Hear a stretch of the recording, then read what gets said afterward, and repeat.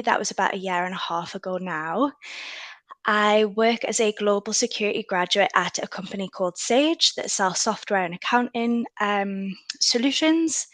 I live and work in Newcastle upon Tyne, and I'm interested in ethical hacking, cloud security, and web application security.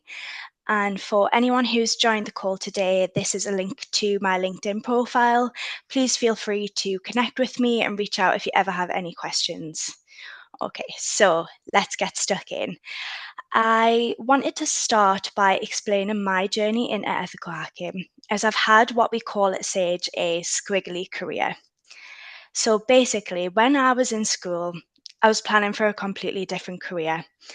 I was thinking of going down the medicine route, so I made choices to study chemistry, biology, physics, and English literature. Whilst I was doing my A levels, I worked part time at a restaurant. And when I left school, I didn't know what I wanted to do. So I just continued to work at that restaurant for a little bit longer, sort of bide some time whilst I figured out properly what I wanted to do. Anyway, a little bit of time went on and I decided to travel. So I did two ski seasons where I lived and worked in France for 6 months at a time. And then with a group of friends that I met on those seasons, I traveled Europe. I did that for about 8 months, which was an amazing experience, and I would highly recommend it to anybody. But unfortunately, I knew I would have to come back to reality eventually.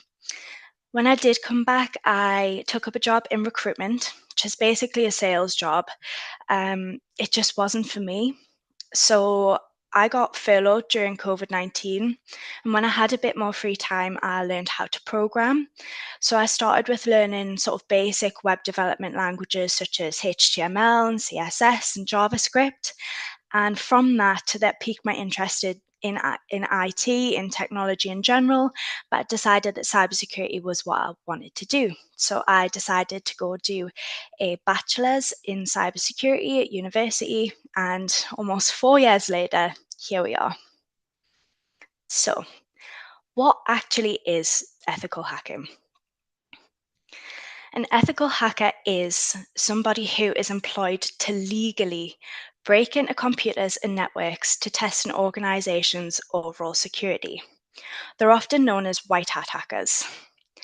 White hat hackers possess all of the skills of a cybercriminal, but they use this knowledge to improve organizations rather than exploit or damage them.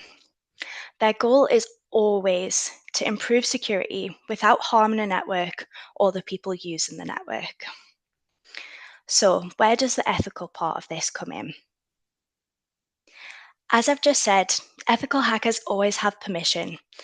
So, whenever we do any testing or any ethical hacking, we always have permission from the organizations or the companies that we're working with. Secondly, ethical hackers never cause any harm. So, we would never do anything to intentionally damage or cause harm to a user on the network. We always keep our findings confidential. So everything that we do with the promise that it will remain with us and it won't be shared externally. And finally, we act within the confines of the law. So if any of these pillars are removed, we aren't ethically hacking anymore. So say you take one of these away, we would just be a hacker. We wouldn't be an ethical hacker anymore. So how does the law come into it? The main law that ethical hackers must comply with is the Computer Misuse Act of 1990. This act states that it's illegal to access data stored on a computer unless you have permission to do so. This unauthorized access is referred to as hacking. So, this first point relates to why ethical hackers need permission to do what they do. Without this permission, we would be breaking the law. Similarly, it's illegal to access data on a computer when that material will be used to commit further illegal activity, such as fraud or blackmail. As mentioned earlier, us ethical hackers, we keep our findings confidential. They're never used, any of the findings, for extortion or blackmail. Again, if we did this, we would be breaking the law. And finally, it's illegal to make changes to any data stored on a computer when you do not have permission to do so. This includes installing viruses or malware or anything that would change the way a computer works. This section of the law ties into why ethical hackers never cause harm. So we would never purposely install virus or malware during our work. And equally, we would never make permanent changes to any data, as these activities would constitute to breaking the law. There's also two other laws that dictate how ethical hackers work, and that is the Data Protection Act of 1998 and the Electronic Communications Privacy Act of 1986. But the main law we do work within is the Computer Misuse Act. So, hopefully by now it's pretty clear what an ethical hacker is. And from that, we can assume what an unethical hacker is. So, an unethical hacker, also known as black hat hacker, is essentially the polar opposite.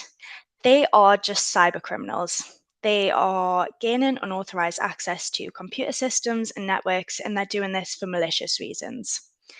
So they're often motivated by financial gain. Some black hat hackers work as a nation state actor. This is someone who commits these crimes on behalf of their country or their state. Or some of these hackers just generally do it to cause disruption and they enjoy the chaos that this causes. And then somewhere in the middle, between ethical and unethical hacking, we have what we call grey hat hackers. So these are often cybersecurity professionals who use illegal methods to find vulnerabilities, but they don't typically have malicious intent. They often choose to go public with their findings rather than talking to the organization that the findings are from. And if they do choose to inform the targets or the organization of what they found, they often demand a fee or a ransom for the disclosure. So it is a little bit of a grey area. This is all well and good. So ethical hackers have this skill set of a cyber criminal, but they use these skills for good to make organizations more secure. But what are they actually doing on a day-to-day basis? There's four main activities that constitute what an ethical hacker is doing on a day-to-day basis. So first up is penetration testing. I'll explain what this is shortly, but just know this is the main activity of what we do. This takes up around 70 to 80% of our time. Next up, we have bug bounty and digital footprint assessments, which are a much smaller part of the job role, but equally as important. And finally, we have red teaming, which for many people in this industry is the most exciting part of being an ethical hacker. So let's take a deeper look into what each of these things mean and what sort of activities you'd expect to be doing. So, penetration testing. This is where an authorized cybersecurity professional attempts to find and exploit vulnerabilities in a computer system. The purpose of this is to identify weak spots in a system's defenses, which an attacker could take advantage of. The kind of things that you'd expect to be doing are authorized tests on things like web applications, desktop applications. You might be having a look at infrastructure and hardware. You might be performing something called secret scanning, which normally constitutes of a source code review where you'll have a look through the source code of a web application or a desktop application and you'll have a look for secrets in the code. So that might be things like passwords or API keys, generally just things that an attacker could use to target an organization, and we want to find those before a bad guy does. So these are the kind of things that you could expect to be doing in this time. I would say the majority of the activity is spent doing testing web applications, especially in a company like Sage, where that is the majority of the solutions that we sell. And finally, we do a lot of AI and LLM testing, particularly with the recent launch of Copilot. So next up, we have bug bounty. So a bug bounty hunter is an independent security researcher who's paid in bounties to find and report security vulnerabilities in software and applications. There's two different ways an ethical hacker may interact with a bug bounty program. So, firstly, they may deal with the internal management of the bug bounty program, or they might be an external security researcher. What this means is companies like Sage use a bug bounty program, and there's somebody who works at Sage who is responsible for the internal management of that. So, an external security researcher might come to us and say, "Hey, we found this vulnerability in this product." And then the person internally at Sage would reward a bounty for that, and then they would report these findings to other people in the team to make sure they get fixed. And the external security researcher is basically somebody who spends their time finding these vulnerabilities, reporting them to organizations in return for financial compensation. Digital footprint assessments. So sometimes a digital footprint is known as a digital shadow. It's basically the unique trail of data that a person or a business in this case creates whilst they use the internet. The whole goal of a digital footprint assessment is for ethical hackers to discover everything about an entity. When I say an entity, this may be a website or a company, and then they'll find out everything about them in an effort to discover all possible attack vectors or map the attack surface. This attack vector, it's basically a method or a pathway that a cyber criminal could use to gain unauthorized access, and the attack surface is a map of every attack vector that an organization has. The kind of things that you'd expect to be working with here is automated scanning tools. And with these tools, you would be looking for things like sensitive information. That could be leaked credentials or employee information, or it might be something like misconfigured services. So there's certain ports and protocols and services that computers use that shouldn't be exposed to the internet as they're quite a big security risk. One of the things you would do during this time is looking for these misconfigured services.